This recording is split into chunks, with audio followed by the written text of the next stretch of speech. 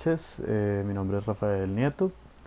Esto es Clase a la Casa, un espacio en el cual podemos conversar eh, sobre la pandemia, pero desde el punto de vista de las ciencias sociales, revisando ejemplos de otras épocas, de otros contextos y aportándole un poco de frescura y de un poco de reflexión optimista frente a la gravedad de hechos como los que estamos viviendo. Vamos a ver muchos más videos más adelante y bueno, bienvenidos, bienvenidas. La invitación es a que viajemos en el tiempo, que vivamos otras épocas, veamos por otros ojos, para vernos al espejo y pensarnos cómo vivir mejor después de la pandemia y durante la pandemia también.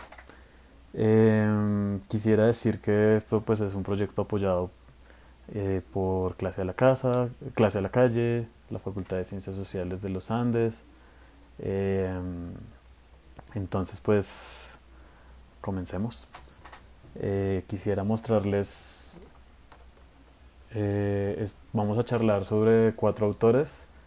Ibn Khaldun, que fue un historiador, Ibn al-Hatib, que fue el visir de Granada, Ibn Hátima, el médico de la época de Almería, y Ibn Battuta, que fue viajero en esta época. Y nos vamos a concentrar en esta región del Magreb y España, el sur de España, o lo que en la época se conocía como Al-Ándalus. Este es un mapa de la época, el mapa de Al-Idrisi.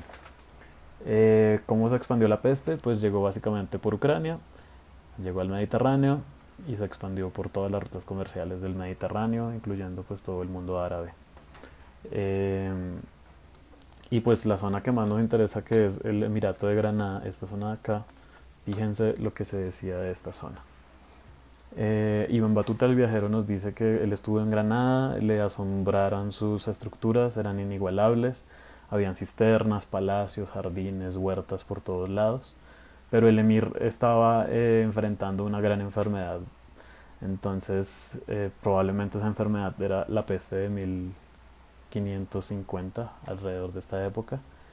Eh, y pues fíjense que sí, sin duda pues trajo serios impactos a esta región. Pensemos un poco qué concepción tenían ellos de la salud y la enfermedad, los árabes en la Edad Media. Esto está muy relacionado con esta idea, con esta estrella de las ocho puntas, que es el Rup al-Hizb, que es una representación de los elementos, de los humores, que era la forma en la que se entendía la salud y la enfermedad. Las personas podían ser coléricas, flemáticas, sanguíneas, y eso daba ciertos rasgos de personalidad, pero también ciertos rasgos de salud. Lo ideal era mantener la armonía de los humores y de las condiciones de los elementos, del calor, de la humedad, del fuego, etcétera. Entonces, fíjense, es una figura que aparece en toda la ornamentación de los árabes de esta época. Todas estas representaciones, la mayoría son de la Alhambra y de palacios de esta época. Y a su vez pues nos da cuenta de la proporción, de la armonía como ideas fundamentales para ellos. Asimismo, quisiera que revisemos que tanto la bandera del Marruecos de la época como de Al-Andalus pues consideraban este símbolo y que es un símbolo que no solamente se redujo al mundo árabe, sino que posteriormente también se adoptaría en tradiciones como la alquimia. Entonces vemos acá los elementos en la alquimia europea de la temprana modernidad y probablemente, muy seguramente estas dos cosas están muy conectadas. Y fíjense cómo aquello que es ornamental nos explica la cosmovisión de un pueblo, como el musulmán y el árabe en general. Eh, a su vez, podemos ver que si los elementos están balanceados, pues el cuerpo es saludable; si hay desbalance, el cuerpo está enfermo. Asimismo, esto aplica con el cielo. La estrella también es una representación o alusión a lo astrológico, y en esta época de cierta forma sí se creía un poco en la superstición y en que las constelaciones disponían de lo que la salud de las personas iba a ser, con esta idea del Timeo de Platón, que es todo lo que es arriba es abajo y viceversa.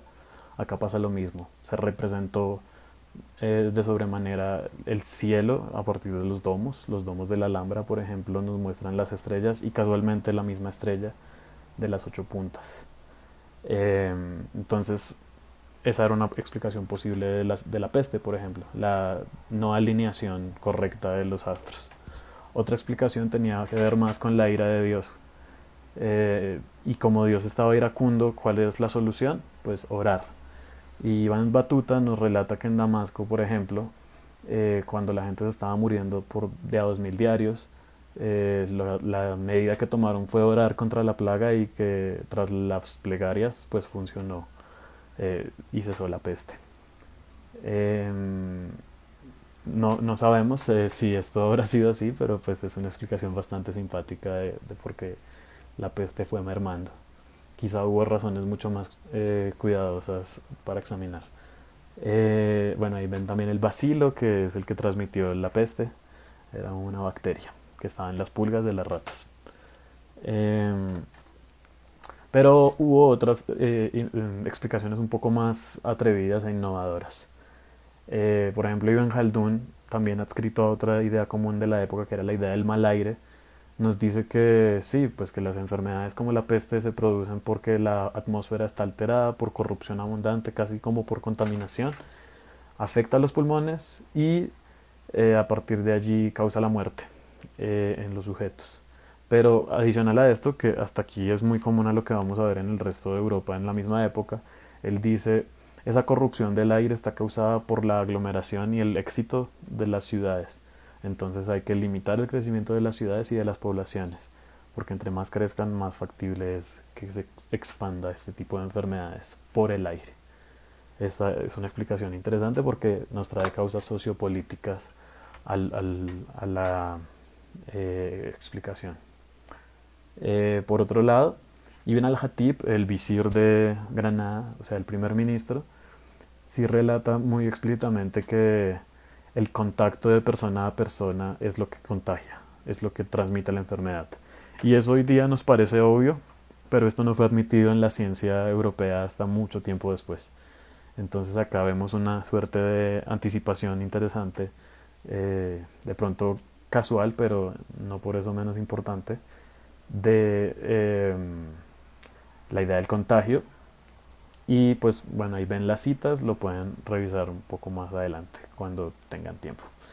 Eh, Esa idea del contagio también es defendida por Ibn Hátima, un médico de Almería que también hacía parte del Emirato de Granada, que dice que las enfermedades se transmiten por organismos minúsculos de persona a persona o de un cuerpo a otro. O sea, casi que hay también otra anticipación interesante que es la idea de los microbios. Y en una época en la que no existían los microscopios. Eh, Ante esto, ¿qué medidas se tomaron? Ibn Khaldun, pues era historiador, entonces pues no gobernaba, pero sí proponía que entonces era importante mantener espacios entre las ciudades, algo así que es similar, por ejemplo, a la idea de mantener una reserva ecológica entre ciudad y ciudad, como hoy día pasa con el debate sobre la reserva Van der Hamen en Bogotá. Por otro lado, Ibn al-Hatib pues siendo el visir, pues fue una persona mucho más protagónica en todo esto y propone varias cosas, propone mantener una higiene adecuada, todo esto mediante el uso del agua en una ciudad donde el agua era abundante, quemar la ropa de los enfermos, tener cuidado con las personas que están ingresando, con las personas que migran o que viajan, si vienen de pueblos contagiados. Prescribe que es importante el aislamiento, entonces explica que en pueblos en donde la gente se ha aislado, expone el caso de un pueblo de Marruecos llamado Salé, en donde hubo una familia que se aisló en la época de la peste y por lo tanto sobrevivió, eh, y sobrevivió sin problemas, pues algo así él dice que es lo adecuado para hacer, a pesar de que las fuentes que tengamos hoy día son limitadas. Y lo más interesante es crear dos instituciones muy fundamentales y son la madrasa o universidad en la que se empieza a investigar sobre múltiples aspectos. La crea en esta época justamente el año posterior a la llegada de la peste, pero aparte de eso crea el Maristán, que es el lugar para los enfermos, o sea, el hospital, y el Maristán pretende ser una suerte de hospital para todo el público, para pobres, para ricos, con espacios dispuestos para cada tipo de enfermedad, entonces para las fiebres, para las úlceras, para la locura, eso va a ser clave. Y esta idea del Maristán, fíjese, la arquitectura, pues a mí personalmente me recuerda mucho como al tipo de iglesias coloniales de Bogotá, excepto por estos arcos de herradura, que son mucho más característicos de lo árabe, aunque acá también vemos cosas un poco parecidas, y con un patio central y una fuente, como es habitual en estas construcciones de los árabes y luego de los hispanoamericanos. Eh, entonces con estos dos espacios pues se tomaron medidas importantes. El Maristán apareció como una década después, o sea, no fue inmediata su implementación, pero sin duda da cuenta de los efectos que tuvo la peste sobre eh, estas sociedades. Y pues aparte de eso, Granada no sucumbió tan dramáticamente como por ejemplo Florencia, como nos relata Boccaccio en el Decamerón, en esta misma época. Para terminar, bueno, Ibn Hátima, además de todo, pues con esta idea del contagio, también recomienda el aislamiento y prescribe usar ciertas jarabes, una solución farmacéutica. Y para terminar, antes de mostrar las referencias, sí, bueno, decir que acá está pasando algo muy interesante en esta época y es el privilegio de explicaciones empíricas por sobre explicaciones clásicas como la supersticiosa o la religiosa, o la que citaban los filósofos de la época, que tenía que ver con el mal aire, y los médicos de la época. Y es como la experiencia pues da cuenta de que evidentemente el contagio sucede de una persona a otra, eh, por lo tanto las pandemias son oportunidades para pensarnos de formas distintas, para pensarnos eh, reflexivamente y ver cómo cambiar ciertas cosas de la vida que pueden ser mejores, de la vida social. Esto pudo haber afianzado la solidaridad eh, orgánica de estas poblaciones, eh, a partir de unos estados que estuvieron muy preocupados por prolongar la vida de sus poblaciones, algo muy similar de alguna forma a la idea de biopolítica de Foucault aplicada a otros contextos mucho más anteriores. Y aparte esa idea de conciencia colectiva y de cuidado mutuo eh, fue muy diciente y muy fuerte en esta región.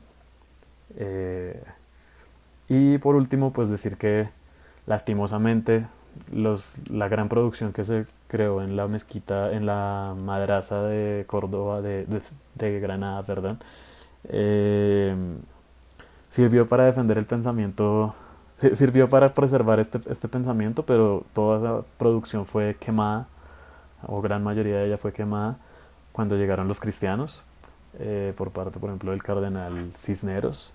Eh, entonces, pues esto es triste porque nos da también nos ofrece también una reflexión sobre el papel de la ciencia en este tipo de contextos y ver cómo la ciencia habría podido ser útil, por ejemplo, para esta ciencia o esta experiencia hubiera servido para enfrentar la viruela en América pocos años después de la conquista. Eh, pero pues fue conocimiento quemado en buena parte, lo que nos quedó fue poco. Eh, y pues eso me hace pensar mucho, por ejemplo, en lo que está pasando en Estados Unidos con Trump y su incredulidad hacia la explicación científica de muchas personas. Entonces, pues es importante reflexionar sobre esto.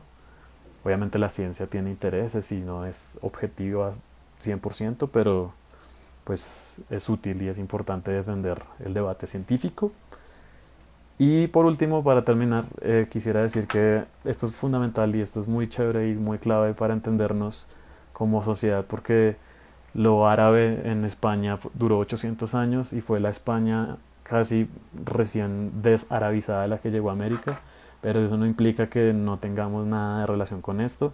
Tenemos todo tipo de relaciones culturales, idiomáticas, de costumbres, de comida, de dieta, de sazón, incluso de música. Y esto por eso esto es importante para nosotros. Es clave podernos pensar y reflexionar sobre esto, a pesar de que parezca tan lejano o exótico, porque lo latinoamericano y lo hispanoamericano es también hispano-árabe. Eh, entonces, eso quería decir. Muchísimas gracias. Les esperamos en nuevos videos que vendrán pronto de otras enfermedades y pandemias y otras reflexiones muy chéveres sobre la vida, la muerte, el miedo, eh, y demás cuestiones, y la felicidad incluso, en épocas y en contextos distintos. Muchas gracias y de nuevo lamentamos y pedimos disculpas por los errores técnicos, pero bueno, esperemos que se puedan solucionar eh, con esta metodología de pregrabar. Muchas gracias.